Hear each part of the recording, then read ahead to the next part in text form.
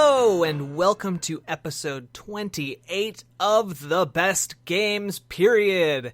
I'm your host, Jack Gardner, and with me, as always, are the ever-trusty Daniel Jones and the ever-compliant with hospital regulations, Jeremy Brown. How are you doing? Good. I wouldn't say with you as always, because last week you were riding solo. I realized that as I was saying it, but I feel like I was in the middle. I had to finish out the statement. I understand. You know, I was committed at that point. Yeah, I'm with you. You know? And thank you for making me sound like I have an important job where I actually run a hospital. I don't do that, people. You basically run that hospital. I could run that hospital. You could. I mean, there are many ways that someone who's in charge of all the food of a certain place could run that place. Yeah. Well, I mean, I do have to do other stuff, but I mean, I've seen the trailers for House of Cards. I know right. How devious you could get if you wanted to. I could set it all up so I'm sitting at the big fat chair by this time next year. Yeah, the big fat chair. Yeah. Except I'm not really there because nobody's ever there. Is that actually a chair at your meetings? Please tell me that's an actual thing that you have. Our big boss has a big chair, yeah. But he's never there. He's got like, seriously, oh god, I hope nobody ever listens to this. He's got like 3 full-time CEO jobs. Jeez. And he's never at any of them. It's laughable. I don't know how he pulled it off. Does the chair stay empty if he's not sitting in it? Yeah. Yeah. It's just watching. I used to waiting. see him. They actually put a monitor there with his face on it. Pretty much. I used to see him a few times a week because he'd walk through the kitchen to go to the employee dining room to get a soda. Yeah. But they took the soda machines out and put him in the front lobby, so now I never see him. Like, ever. Well, and how are you doing, Daniel? I don't have any big bosses to really make fun of. Do you have any solid snakes to make fun of? I could make plenty fun of Solid Snake. Or at least his video game franchise, anyway. Oh, Pachinko! Snap. Oh, don't even get me started. Do not get me started on Konami Pachinko machines. What now? Oh, gosh, you got me started. There's a new Metal Gear Solid 3 game coming out, Jeremy. Did you know that? Konami is making all of their big properties into gambling slot machine games. Okay. And so they have there's like Castlevania slot machine, and they finally came out with a Metal Gear Solid slot machine thing. And there's a really cool in like Japan, I don't know or if it's live everywhere? action or It's bigger in Japan. I mean, like Vegas slot machines where you pull the lever? Well, I mean, you probably don't do that anymore, but it's Pachinko is different. okay. I don't know. It's not I'm not super into gambling games, so I can't tell you how it's different. I just know it's like not a slot machine. Okay. But it's a gaming, like gambling gaming type of game. Yeah, because I Concept. think technically gambling is illegal in Japan, but Pachinko falls into like this weird gray area where it's not quite gambling. Kind of like Deal Dash. What? Deal Dash. What is that? Those places where, like, the ladies on TV are like, I won this 55-inch TV for $13.89. Oh yeah. Yeah, it's kind of like that. Don't they play Pachinko on Prices Right? No, that's Plinko. Yeah, that's Plinko. Right. Listen to me to defend Plinko. Why are we talking about the worst games on a show called The Best Games Period? I don't know. That's a I good don't know, question. because you asked what was up with me, and I didn't answer you. Yeah, so what is up with you? Yeah, what is up with you? Not too much, really. I don't know. Crap, I had something I wanted to talk about on the show, and I kind of completely forgot what it was. But that's okay. But there's a part of you that still remembers. Yeah, there's that little tiny piece of my brain in the back that's like, oh, I've been playing a lot of Doom. I will say that. Oh, my goodness. Yeah? Thumbs up, thumbs down? That game's a blast. Cool. It hits all the same notes as the original Doom. I don't know if you guys are fans of the first Doom at all. Are you? I mean, I didn't I've never play played it. a whole lot of it, so Okay. can't really go one way or the other. It's not really my wheelhouse, but Okay. I've been hearing good things about the new Doom, so I have picked it up. I just haven't played it yet. Okay. Yeah. Well, because the original Doom was, and still is, just, in my opinion, just friggin' fantastic game design. It's the enemies. There's some videos online that talk about Doom and why it's so great, and they can explain this probably better than I can. But like the level design is amazing because it's like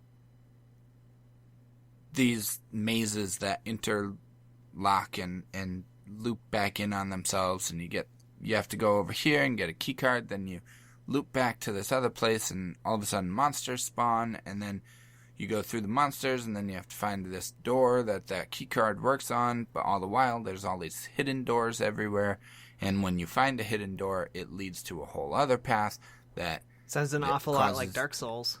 It actually, the more I think about the original Doom's level design, it is a lot like Dark Souls. It's just a much simpler version of it.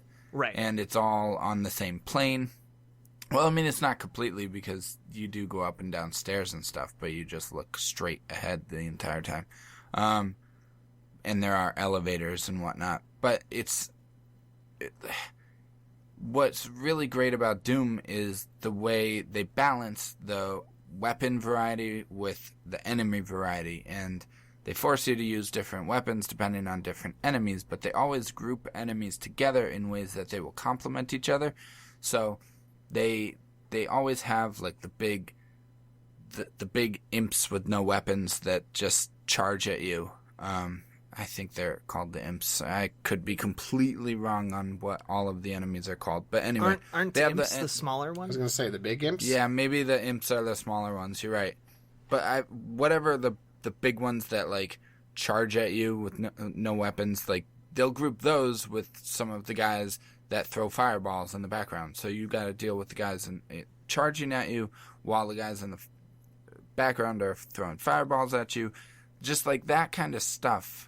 And then they always just constantly mix it up. They'll have some guys up top somewhere, out of range, throwing stuff at you, or they'll have lava on the floor that you have to navigate while you're fighting these guys. Like, it's so simple, but it works so well, and they balanced it so incredibly well that game still holds up.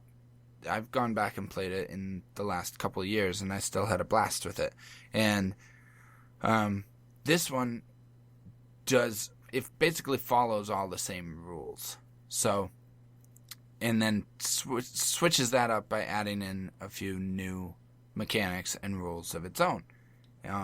But it has the same kind of complex level design mixed with the variety of enemies that all kind of complement each other a little bit. And it is so simple, too. It's simple just like the first one, that you go from room to room, and every room you go to, all of a sudden you just have this mix of enemies that you have to figure out how to manage. Who are you going to go for first? Are you going to go for the guy that's spawning a bunch of enemies?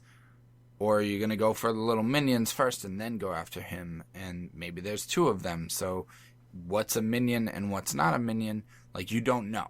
So it's like you figure it out, and the game encourages you to try different weapons because it limits your ammo just enough that you have to use all the weapons in your arsenal. It has the chainsaw, but it uses the chainsaw in a really smart way, in that you don't have the chainsaw requires gasoline, and bigger enemies require more gasoline to take down. So if you don't have enough gasoline to take down a big enemy, then you can't use the chainsaw on them. But if you do, you probably just have just enough to take out one of the big enemies. So do you do that, or do you use the chainsaw to take out the little guys first? it's like all that kind of stuff is just really smartly designed, and it takes all the right cues from the first Doom, and I'm loving it. Well, I'm glad you're enjoying it. Yeah, you clearly very passionate about Doom. So, just as kind of maybe a follow-up question, nothing, again, this is just feeding into the length of this tangent, but Yeah. I've been thinking a little bit about Doom, and like old school Doom was kind of successful because even though it was pretty violent, it's still pixel violent, and so kids ended up playing it a lot. Right. What is the equivalent of Doom today? Because I don't think modern Doom is that equivalent to old school Doom. You know what I mean? Like, No. you can't. Yeah, no, it's not. Kids can't play it. A kid's gonna have a hard time getting their hands on a copy of Doom, modern Doom. Right. I don't know.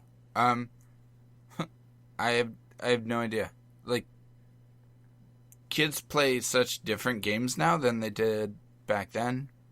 Because I played the original Doom when it came out in 1993, so I was 9 years old. Yeah. Think it came out in 93? Yeah. I was 9 years old.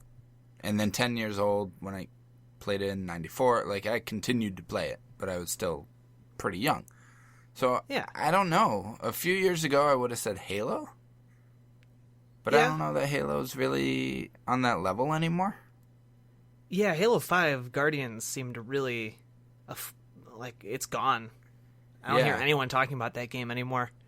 No, I just think kids they've moved on to different things. Goat Simulator? Can we call Goat Simulator the new Doom? I don't think so. But, I mean, like... I don't know. That game makes me want to be pretty violent.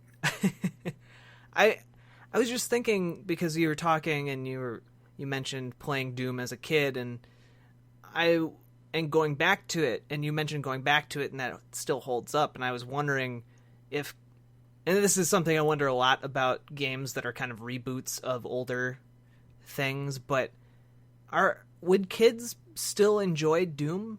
Like, or is Doom the kind of game where kids would pick it up and be like, "Ew, this is ugly and gross, and I don't want anything to do with it anymore"? I think mostly the latter, but I think some would, still appreciate it.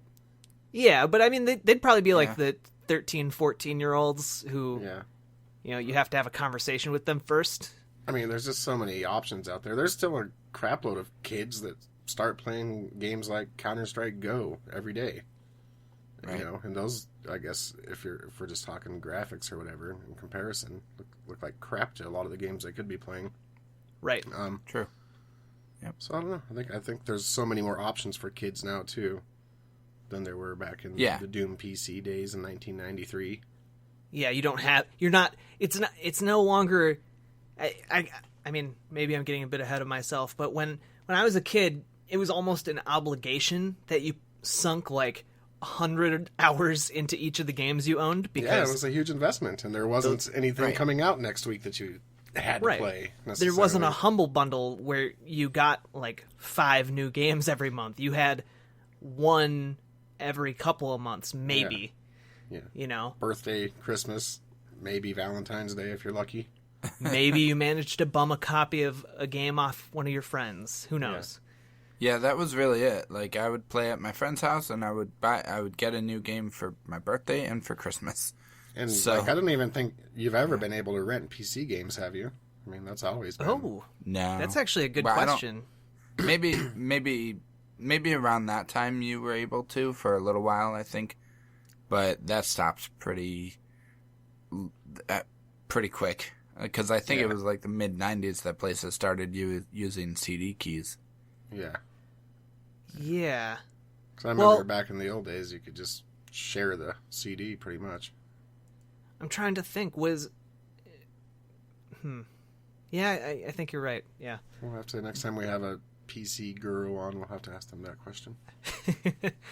Well, we do have 1 or 2 guests lined up in the wings, so cool. Yeah. They'll probably be on after 3E sometime. 3E. Everyone knows the big The big knockoff games conference. It's Jack, right if across you're the already street calling from it E3. 3E, what shape are you going to be in once you get there? Jeez.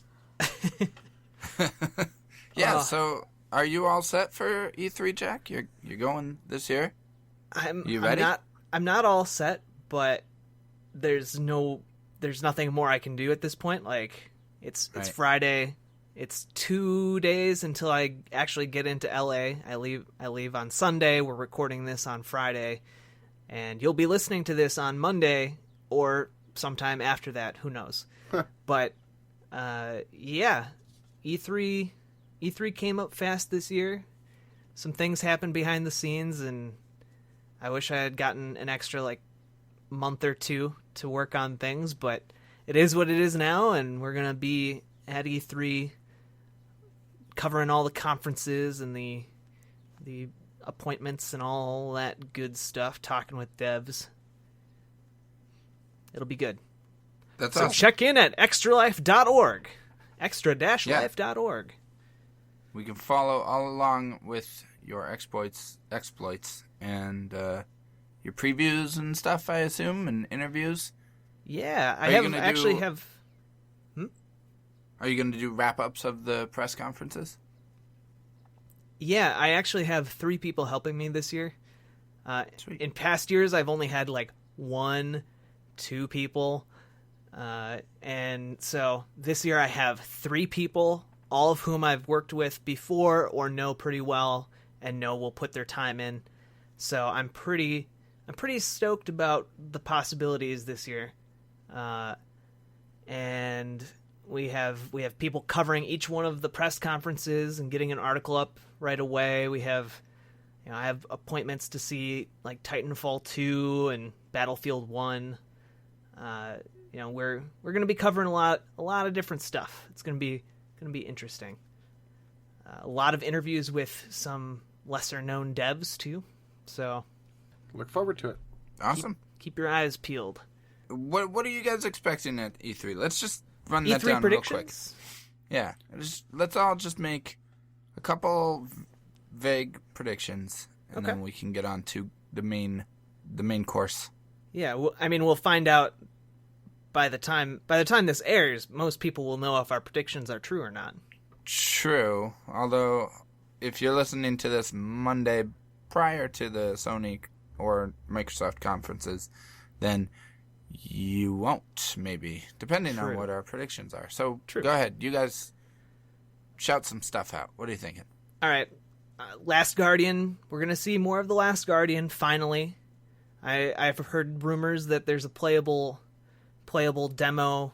Ooh. Yeah. Might not be on the floor, but it exists, and I think we're gonna see more footage and stuff from that.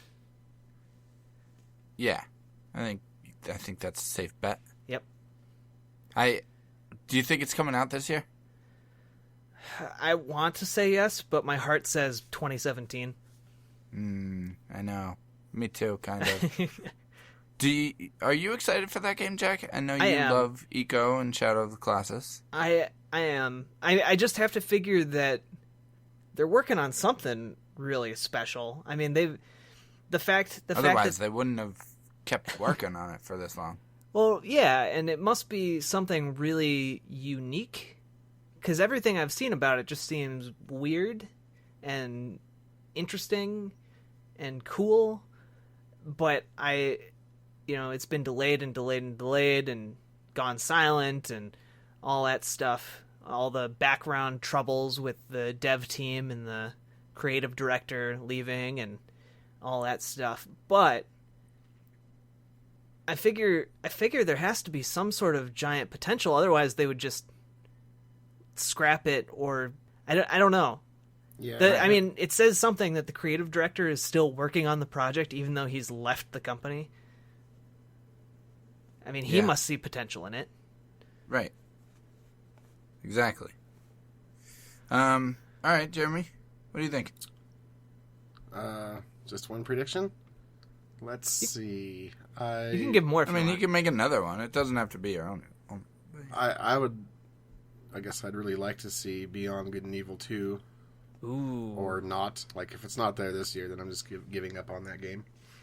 Did they actually announce that it was going to happen? But they haven't said otherwise either. Okay. And They there have was some of those leaked footages that looked like it had to almost be that game, but they've never confirmed it. They've never said that it's canceled. True.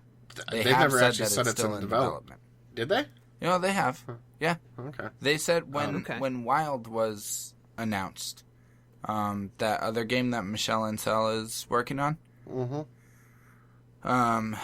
When that game was announced, he was in interviews saying, I'm still working with Ubisoft on Beyond Good and Evil 2, but I'm also working on this. So, I think we'll see. That's the last that I had heard. Okay. I think we'll see something from the new God of War, maybe. Okay. Nordic. Yeah, if that's true. I don't know that that's been confirmed or not, but I think that'd be neat. Ooh. VR stuff. That's it. A lot of VR stuff. Can I throw a prediction? Yeah. I'm gonna throw two predictions out there. You only got one, so go ahead. I don't feel like it's going that far out on a limb to say that we're gonna see some Mass Effect and Andromeda coming up. That's almost got to be expected, isn't it? Yeah, but I am also gonna predict that even though they're being pretty cagey about it, they're gonna announce the Mass Effect trilogy remaster. Yeah, that'd be cool. I've been I wanted to replay through that series, and I've been holding off for like a year because I want to just. They've been kind of hinting that it'll happen, but also saying it's not, but then hinting that it will, and then it's this back and forth. It's just got me all a titter. A titter? Yeah. All right. Oh, sorry, I meant all a Twitter. I don't know. I'm trying to think of. You guys kind of hit them all. I think Mass Effect Andromeda is going to be more like Destiny or like. Well, yeah, I mean it's unavoidable. I mean, yeah, it's practically Destiny. It's going to be far more open. But I also think, well, I don't know. I mean, I'm trying to think of what Sony could have that they're going to show. And I feel like we covered most of it because they'll have God of War. So, like, that maybe leaves we'll get a Shenmue Microsoft. update. Yeah, no, that's not going to happen. We're not going to see a Shenmue update. We might see a Final Fantasy VII update. I don't think we're going to see. I don't think we're going to see Shenmue. I think that whole trailer thing was just so sketchy last year. Yeah. I don't think so either. I think that's gonna be vaporware. We're never gonna see that game ever. Yeah. I agree. But I do think Microsoft's gonna show off something that really surprises people. Not sure They're gonna what. have new hardware to show off. I mean, I don't know if it's gonna be just slim models or different models or what. But Microsoft? Yeah, I'm pretty sure I heard that. Yeah. Yeah. Sony's not going to show their new PS4. Yeah, the Sony confirmed their PS4 Neo. But they're not going to show it. But they said it won't be at E3. But so that makes me think that maybe what Microsoft's going to show might not be at E3 either. But either way, I think whatever they are, like, I think they're going to have some game that they're going to show that is optimized for that new hardware. And it's going to blow people away with how good it looks. And I think there could be some controversy because people will find out that it's not running on original Xbox One hardware. And then they'll kind of feel cheated. Or they're going to do what Nintendo did with the new 3DS and just say, hey, if this thing only runs on this new bit of hardware. Right. Everything will play on... Most things will play on both, but this one or two things, they're only going to play on this new, revamped console. And it seems so skeezy to me. Yeah, I get it at the same time, but it seems like a bad idea. Just stick with providing good software and then work on your next thing. You know? Mm-hmm. Yeah. I don't know, so it's hard to make predictions because my favorite part of E3 aren't the games that I've already heard about. It's the games that I've never heard about and, like, the surprises, new IPs and stuff like that. So hopefully there's some of that stuff. Very few already established AAA games that don't get leaked or that you don't already know about before E3 anymore. I mean, you might see stuff or learn stuff about them that you haven't yet, but it's usually the new IPs and the indie games, honestly, that kind of catch us off guard. Yeah, I will say that I have some appointments to see some pretty interesting, weird games that might be really cool. And the two that come to mind, there's a game that's coming out that is set during, like, the Crusades in what is supposed to be kind of historically accurate Europe. And it's called Kingdom Come Deliverance, and it's a RPG. Yeah. Mm-hmm. That game looks really interesting. Cool. I don't know a whole lot about it, but interesting stuff. Nice. And then there's another game, and it's like the steampunk... It's a steampunk narrative-driven game called Gyre Maelstrom. Gyre : Maelstrom. Okay. And it's... The premise is that it's instead of procedural world generation, it's procedural narrative generation. So that's cool. Any of your story choices generates new and different story as you go, which I find to be a really intriguing concept. So we'll see if they can pull that off. And then finally, there's a game called Duke Grabowski, Mighty Swashbuckler, and it's basically a Monkey Island-esque adventure game that looks pretty fun and interesting. So you can read all about that. Yes, an adventure game. Wait, weren't we going to talk about an adventure game this episode? We were. What an adventure to get around to talking about this adventure game. What a transition. How unexpected. So, Grim Fandango. Yeah, that's a game. That's a game. Tell us about Grim Fandango, Jack. Grim Fandango is pretty much... You can credit Grim Fandango with the reason the company Double Fine exists and the reason we know who Tim Schafer is.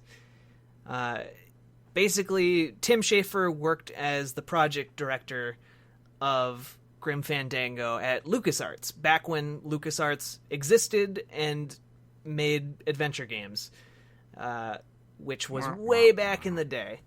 In fact, almost 20 years ago. I think this game came out... Grim Fandango came out in 98, I want to say. Yeah. Maybe 97? It was 98. 98? Okay. And he worked on it and brought it all together, and it's kind of it's also kind of the last gasp of LucasArts adventure games, which is odd because Grim Fandango is also widely considered one of the greatest adventure games ever in the history of the genre. And to the point where I think IGN even, like, a few years ago still had it in, like, their top 20 games of all time. Yeah. So the story follows... How do I describe this? Basically, the entire game takes place in limbo, and it's kind of this Day of the Dead theme running through it. Like, all the skulls are kind of these cartoony... These cartoony Day of the Dead skulls is kind of what they look like. And it's also kind of you combine the Day of the Dead look with, like, old-timey noir films and also with comedy. It's a very bizarre combination of things that they just make work. And so the story is about this dead person. His name is Manny Calavera, and he's essentially a trip salesman. I guess I would say, like, he's a travel agent. Travel in agent. the land There we of go. the dead. Agent. Yeah. Yes, the trip salesman. You know how you go to the trip salesman when you want to take a trip. He's a trip advisor. Yeah. He's like the Travelocity gnome. Yeah, he has his Thanksgiving posters on one wall and his travel agendas on the other. Yeah. It's all great. So, anyway, he basically he's one of many Grim Reapers, and he goes around collecting souls and selling them based on the amount of good works they did in their life. He sells them tickets to the afterlife, and depending on how good you were, the better your trip package. So if you were pretty not great, you get like a walking stick. If you were, pretty good, you get maybe like a cruise, or no, you get like a car. And if you were really great, you get a cruise. And then if you were like a saint, you get a trip on a direct train route. Which is interesting because the cruise and the car and walking all take 4 years, no matter what, minimum. Right. And the train takes 4 minutes. So really, it's just a matter of were you a saint or not. Yeah. So, that's kind of the initial premise. And then as you progress, things slowly are revealed. Because, adventure games, we've been over this when we did The Walking Dead, but adventure games kind of thrive on their story. So I don't want to give too much away. But basically, as right off the bat, things are kind of going not so great for Manny. He's kind of down on his luck. He used to be a top salesman, and now he's not, and he's stuck in kind of this dead-end job, working to pay off his debt that he can't ever seem to pay off. And he slowly comes to the discovery that there's some backroom deals going on. There's some shadowy corruption. Some corruption in the system. Yeah, the corruption in the Department of the Death. Dead. Yeah, yes. Yeah. So, yeah, it's weird. It's almost. Would you describe it Tim Burton-esque? Is that a fair? Because it's not really as creepy as Tim Burton. It's like a weirdly lighthearted like the version Aztecs meet Humphrey Bogart. It's Tim Burton, like when Tim Burton was actually good. Yeah, maybe a little bit. Yeah. I mean, I see the skeleton thing, but I don't know. Yeah. To a degree. Yeah, I get a lot of Saturday morning cartoon vibes from it. But with like a more morbid kind of twist. It's actually a pretty deep story, honestly. Like, the characters are really well developed. Like, I mean, granted, I was playing. I mean, this isn't really have anything to do with the characterization, but I was playing the remaster, and I was surprised at how smooth, and even because when you're playing the remaster on PS4, you can switch between old time graphics and the nice sheen of the remaster graphics at any point. And I played most of it in old-timey graphics because it looked pretty much just as good. Like, some things were a little bit blockier and not as smooth, but it still looked pretty good for being 1998. They didn't update the backgrounds at all.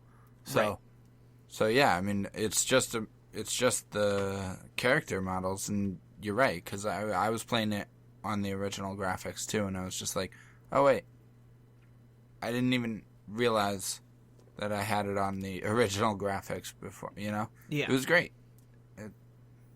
It still looks good. Well, and it's so smooth. Like I'm used to playing clunkier adventure games, I guess. And so being able to just move smoothly around these environments, granted, it's kind of tank control-y because of the fixed camera angles wherever you are, but it's still pretty controls. But really on nicely. the PS4, it's more of a point and click as well, right? No, it's you move your character around.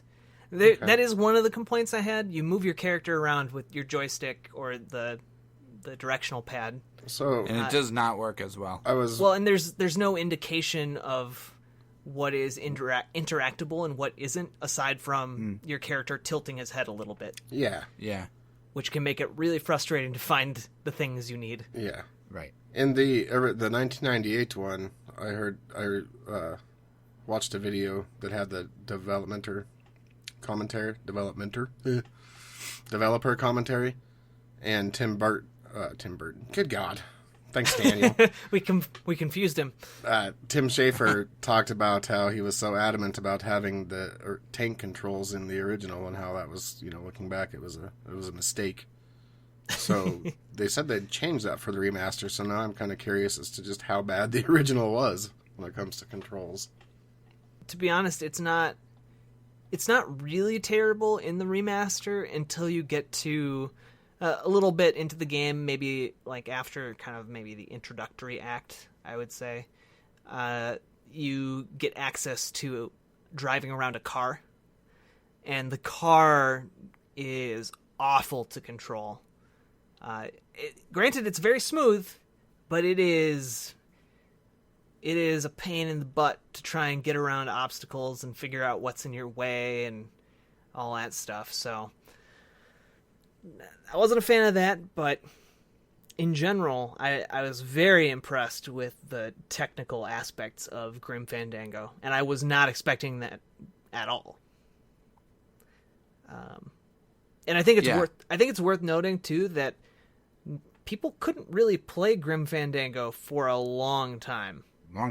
Like, the people couldn't play it for, I'm gonna say maybe a decade or more. Because it was released on PC, people played it back in the day, and then if you didn't have a copy of that, there was no way to play it until I think like 2 years ago, and it like released on Good Old Games. And then the remaster came out, obviously.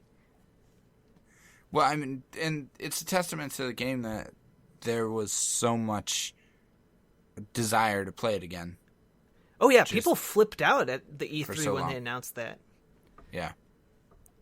Yeah, and I mean, I have heard people talk about how this is one of their favorite games of all time, and they just adore it. Mm-hmm. And I've never really... It's not just this game, but any of those old adventure games, mainly talking the LucasArts ones, because those are the only ones I've ever played. Yeah. I played a bunch when I was a kid. I played some Secret of Monkey Island when I was younger, Full Throttle, and just had a hard time really getting into them. And still to this day, I still kind of have a hard time getting into them. So I think it's just a preference thing. Like, I think you have to think a certain way or something, because the puzzles, even in this game, and this is, from all that I've heard, this is one of the more refined adventure games out there, and the puzzles are even less obtuse than stuff like Monkey Island and Full Throttle and The Dig. But, man, the puzzles in that game, it doesn't give you much to go on. Like, and I think the environments don't really do a very good job of communicating where you're supposed to go either. There are tiny little like corners you're supposed to go down sometimes that are really difficult to spot if you're not just searching everywhere for something interactive. Yeah. And like the very first real like puzzle in the game, when you have to go down to the garage in the hotel, I ran around forever trying to figure out where I was supposed to go. I didn't go to the garage because I went down the hall to that elevator and went outside. Yep. Because the elevator that takes you down to the garage is just off to the side, and it's barely visible, and it's hard to tell that that's even an elevator. And so Yeah. I didn't even know that I was supposed to go down there. So I had to look up a guide for the first puzzle in the game to figure it out, because I went up the rope on the building and went into the guy's office, and he just kept saying over and over, I don't think I need to look through this stuff right now.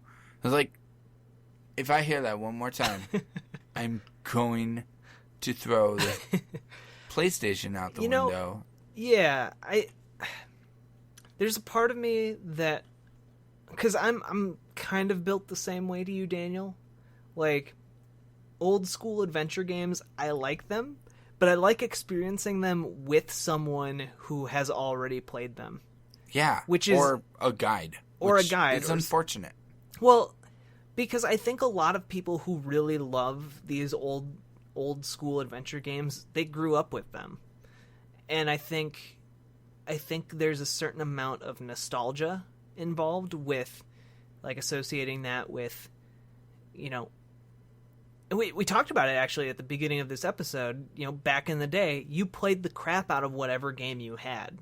Right. You know, so you have people who put 100 hours into, like, Space Quest or, you know, Grim Fandango, for example, because I would argue Grim Fandango probably came out the tail end of that time. I think the age of putting 100 hours into whatever you had kind of began to phase out during, like, the GameCube era. Mm-hmm. Yeah, I'd agree with that. You know, GameCube, Xbox. Well, but I think that came about with the rise of the internet. Right, exactly. But I think that's kind of why this is one of the last gasps of the adventure genre, because it really didn't resurface at all. I mean, you had the occasional indie one, but the game that made adventure games possible again was, you know, The Walking Dead from Telltale. Right. And didn't some of the LucasArts guys start Telltale as well? I know you mentioned Tim Schafer and Double Fine.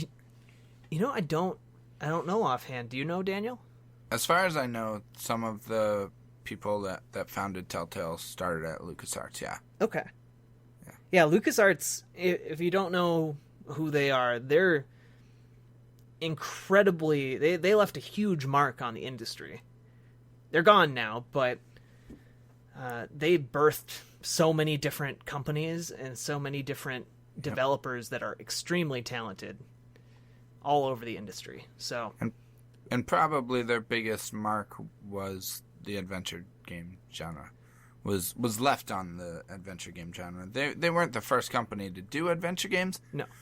But, you know, Sierra did it as well. And back in the 90s, you were either a Sierra adventure game fan or you were a LucasArts adventure game fan. Yeah, pretty much. Or you were super into, like, those FMV adventure games. Yeah, or you were weird. I would love to one day do an episode on a Tex Murphy adventure game or like a Gabriel Knight. I mean, I don't know if we could make an argument for those being best games, period, but I think it'd be a fun episode to talk about. Maybe for a mini-sode, Jack. Maybe.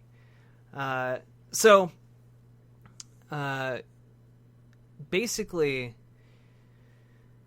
wow, where were we? I was trying to move us in a direction. I dropped the ball.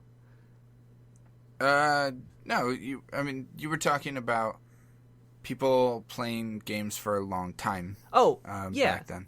Well, I think people played these games so long that they figured out what to do, and that's really satisfying. In today's modern climate, I think you lose people's attention when they get to the same level of frustration that old school adventure games can push you to.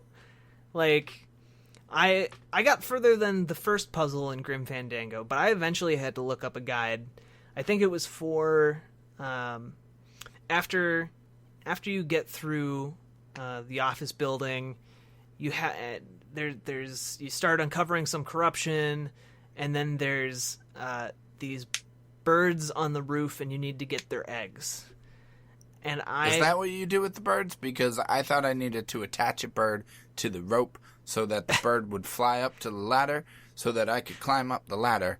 And I got the bread from the market, and I went up the ladder, and I was like, here, bird, take the bread. Take the bread, damn it, bird. And then I realized I was just supposed to go down to the freaking garage, and I didn't even know there was a garage. Well, so I went up there, and I could not for the life of me figure out how I was supposed to get from the tie rope over to the ladder, because I knew you could pull up the rope and you could throw the rope, but nothing it doesn't do anything. But nothing I had would tie to the end of the rope. Right. And so I was wandering around for about 45 minutes, and eventually I was like, well, this is for people who don't know, like the lead up to E3, the week of E3, and then like the week or so afterwards are like one of the busiest times of the year for me. And so wasting 45 minutes wandering around, not knowing what to do, getting frustrated was not flying. So I looked up a guide, and it was like, oh, yeah, you go along this ledge, and you have to open a window that is closed. It's on the farthest window. And there's no indication that opens. Like every other window you try and interact with, Manny's just like, nope, can't do that. See, that stuff doesn't bother me for some reason. It just doesn't. I like figuring it out. I would love if it was more reasonable to figure out. Yeah. Like, there was for example, when you go up the rope ladder initially, one of the windows is slightly open. So it's like, oh, well, maybe if I interact with that one that's slightly different. But how on earth would you know that you can open up a window that is closed and looks uninteractable? By trying. Right. I mean, I guess, but it would take hours to get to that point. I didn't think I'd be able to get a Robert Frost balloon animal, but I did. Yeah. Well, and so for the solution to that puzzle, you have to open this window, you go in, you rummage through a desk, you find like this rock that is vaguely grappling hook shaped, and you also have to find this like mouth guard thing, and then you attach the grappling hook to the rope. You can then grapple to the ladder and climb up, and then if you have the bread, that's good, but you need to put a balloon animal in the giant bird dish and then sprinkle the bread over the balloon animal in order to get the birds to come peck at it, and they'll pop the balloon and get scared and fly away. And then you can get the eggs. Yeah, I haven't made it very far in this game, so maybe I shouldn't talk yet about whether or not it would frustrate me.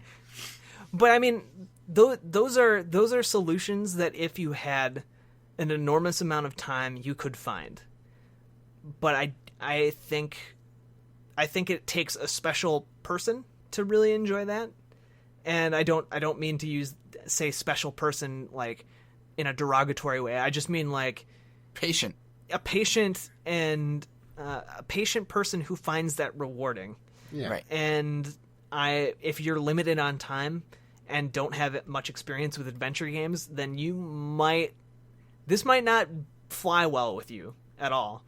Which is unfortunate, because I think pretty much everything else about this game is perfect. And so I have a hard time nailing down if it's something wrong with me or if it's something wrong with the game, if that makes sense. I don't think either. I think you just kind of said it yourself a moment ago when you said if, it takes a certain type of person to enjoy games like that. I mean, I'm pretty familiar with the game. I've watched all the cutscenes and read a ton about it and watched the development. God, why do I want to keep saying developer diaries? Oh, really? Yeah. I was really bummed because I only But I've only played that, about 40 minutes of it, maybe. But I only noticed that those existed 10 minutes before I stopped playing after I played the last time. Because they're actually part of the remaster, aren't they? Yeah, they are. I just watched a YouTube video that had it all at once. But I mean, there's some there must be some really fascinating stories in that. And There were. Yeah, it was pretty neat. again, developers, if you have an iconic game that you're going to remaster, please put commentary in it. Yeah, that because was a good idea. Yeah. there's no other way we're going to know those stories. Like, Yeah. it's just... Or really, also, developers, just put commentary in your games. At least, like, the Game of the Year editions or something. Yeah. Like, I want more of that. I love it. I love it in movies, and I want to see it in games, too. Yeah. Or you know what? Offer it as DLC. Like, if you're going to do DLC anyway, Right. get commentary in there. I would pay for that. I'd pay like $5. We'll be I might even go up to $10 for The Witcher 3 commentary. we'll be seeing it Whoa. as a pre-order bonus pretty soon.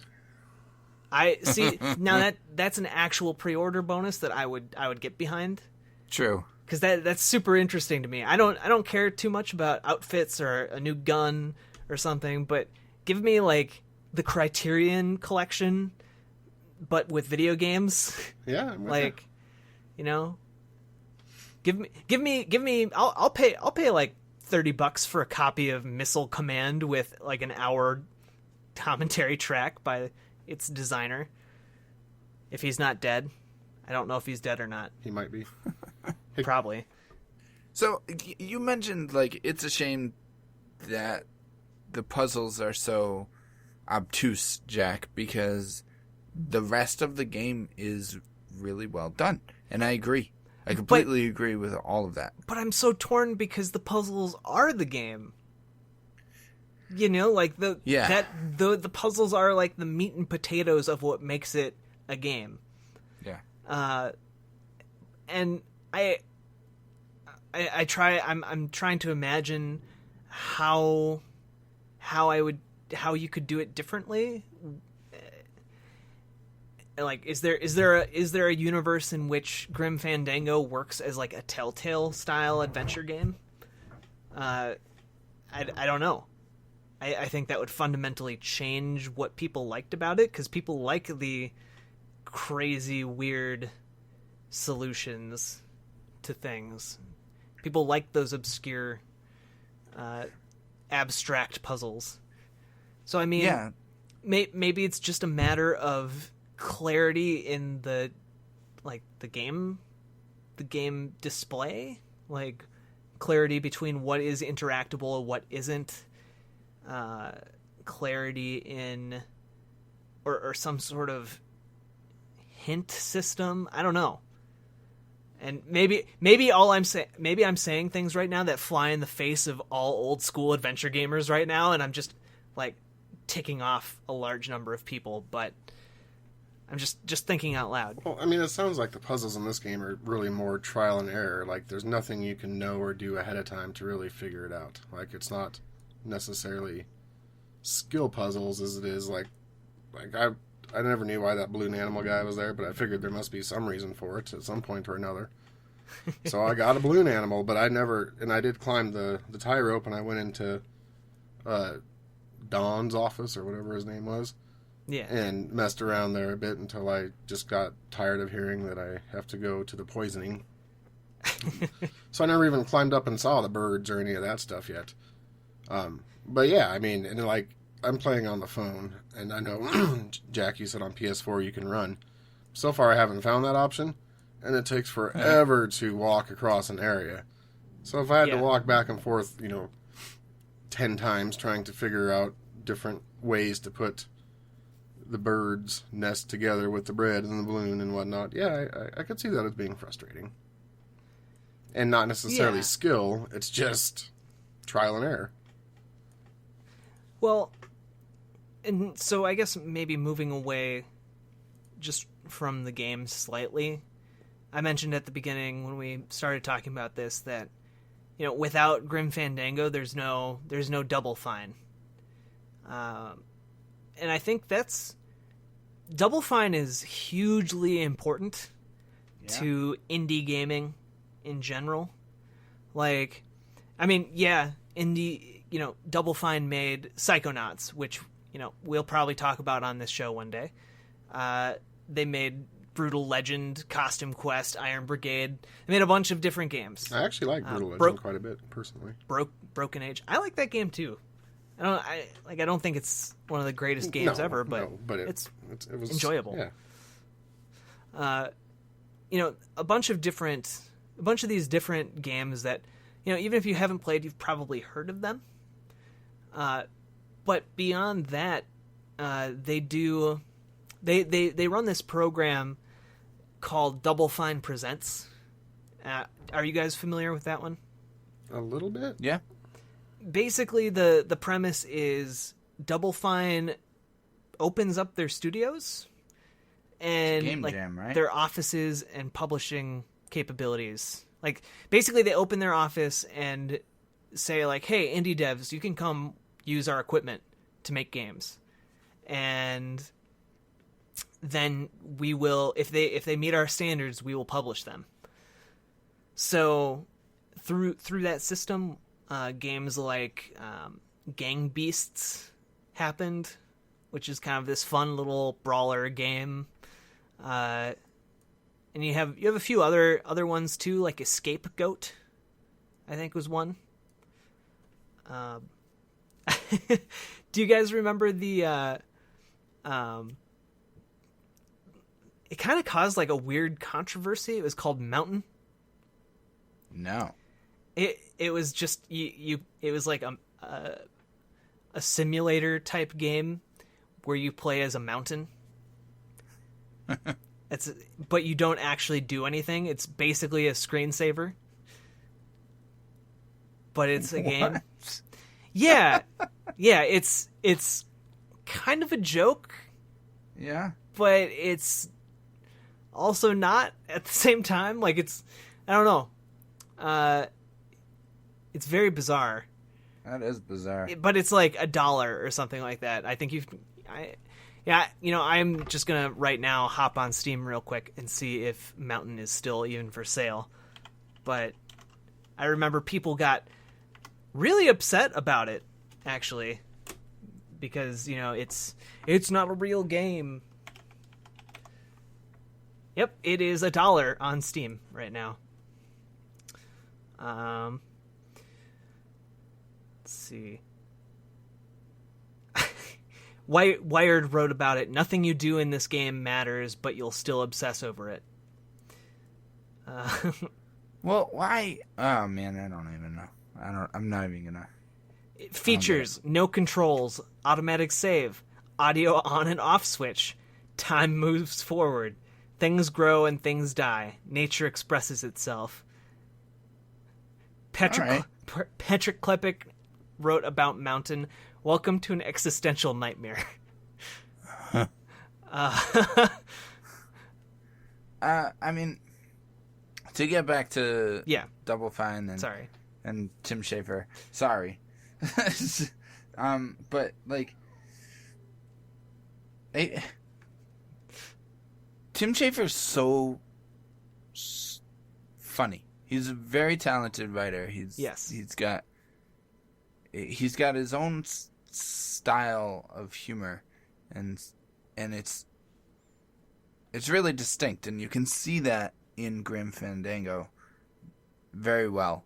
And from everything I've heard, that's Grim Fandango and Dave the Tentacle probably are like the two games where he kind of came into his own.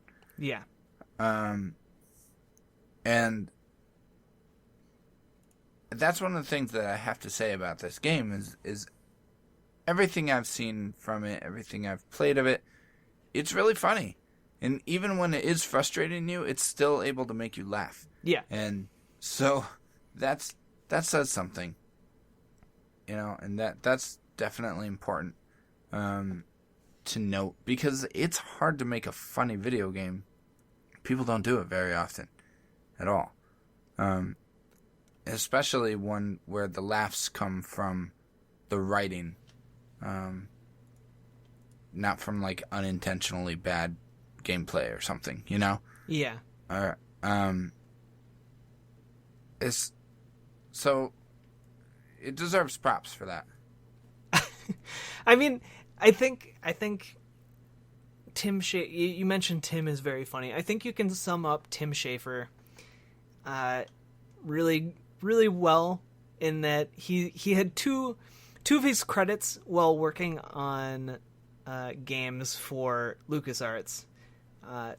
The two games in question, Star Wars Episode 1 Racer and Star Wars Shadows of the Empire.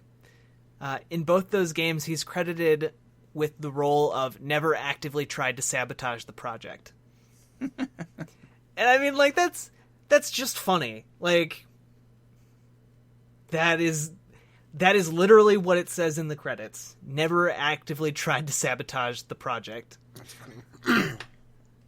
And I think maybe that kind of speaks to his sense of humor quite a bit. Yeah. So, I don't know. What do you guys think of Grim Fandango? Does it deserve to be considered one of the best games, period? We'll start with Jeremy. Does it deserve to be? Probably to a lot of people, but, this is one of those ones I'd probably rather abstain from, but I'm going to say no. That I don't think it's a game that you'd necessarily have to play to get the action game genre satisfaction. I think it's cool, and I'm going to finish playing it. I mean, I want to play it. I wish I would have bought it on PS4 instead, but no, I was cheap and tried to save $5. But, yeah, no, from like what I've read about it, and I mean, I know how the story goes because I've watched all the cutscenes and read a few reviews and of course Wikipedia, and then just things you find in Wikipedia that link you to other stuff. I'm very interested in it, and I want to finish it, but I don't think it's necessarily a must play for everybody. So I would say no. All right.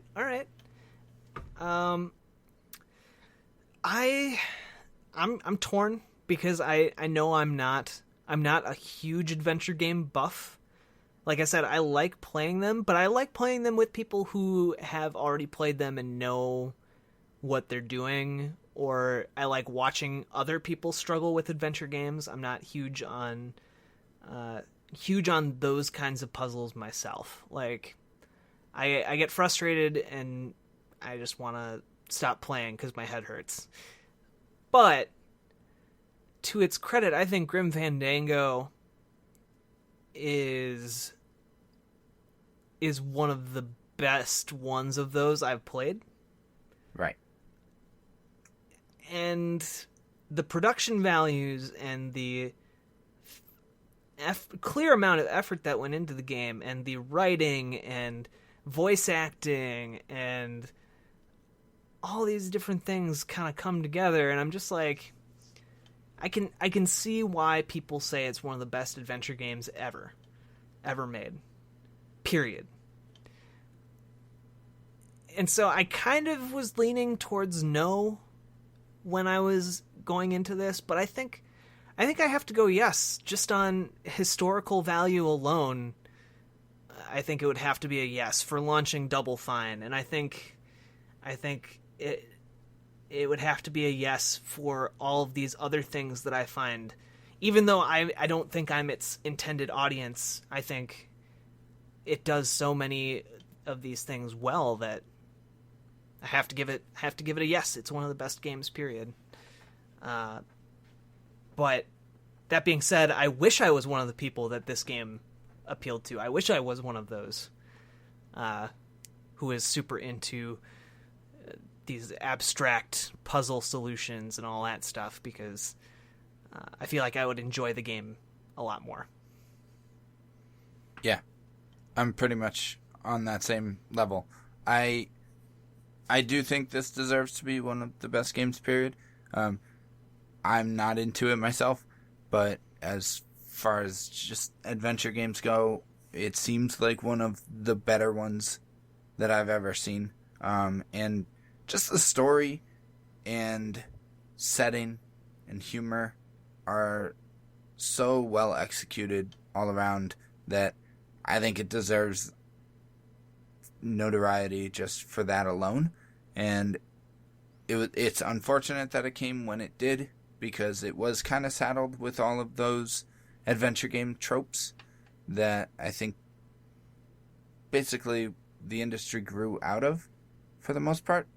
And so, freed of all of that stuff, it's a game worth revisiting. And I mean, if you don't mind solving the puzzles, the really hard ones, the ones that you can't figure out yourself, which will be a lot of them, but if you don't mind doing that with a guide, then, or a friend who knows what they're doing, then it's worth playing. And, you know, a lot of games from that era are not worth playing anymore. So, you know, the fact that this one still is important.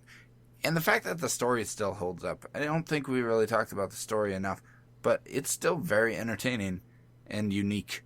And it's still unique, even all these years later. So, I think that's worth noting, and it deserves credit for that. So, yeah, I think this is one of the best games, period, for sure. Cool. Yep. All right. There you have it. Jack, you're going to be writing for Extra Life at E3. Yep, you can find all of our stuff at community.extra-life.org. We post this on community.extra-life.org as well. Yep. Right, Jack? Yep. Can you tell us more about Extra Life?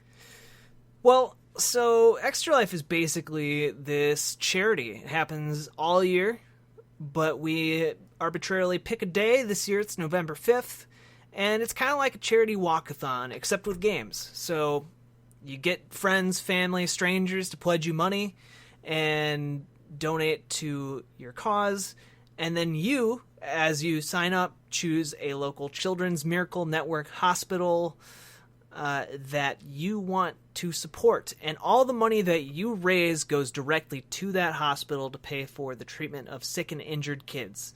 And it's really a win-win. You get to play games for a prolonged period of time. 24 hours is kind of the usual, but you can fit it into whatever schedule you have. And, you know, you get to play games, you get to help kids at the same time. And, you know, if anyone asks, oh, why are you playing games for so long? You have a great excuse. So it's a win-win-win, the best kind of win. The triple win. Win-win-win. Exactly. Thank you very much, Jack, for explaining that. And thank you for joining me on this show tonight. You are welcome. It was an act of charity, but... Well, I mean, it's been long enough. I had to drag you out here to do it, but whatever. I was in my cocoon! Jeremy, thank you as well. You're welcome. It's been a pleasure. Likewise. And thank you, good listeners, for joining us for episode 28 of The Best Games, period. If you like the show, please let us know. We want feedback. You can leave us a review at iTunes. That helps us. And you can follow us on Twitter at Best Games, period. You can find the show on SoundCloud, Libsyn, iTunes, Game Informer, and Extra Life. You can also watch some video versions of the show, but you can also watch other stuff on our YouTube channel, such as a really awesome Overwatch cinematic that Jack put together. That was a blast to watch and made me want to play Overwatch. So if you haven't seen that yet, go check that out. You can... Oh, wait. Cut that, Jack, because I am done with this spiel. And until next time, folks, peace. Peace out. You know, what they say in these situations. See ya.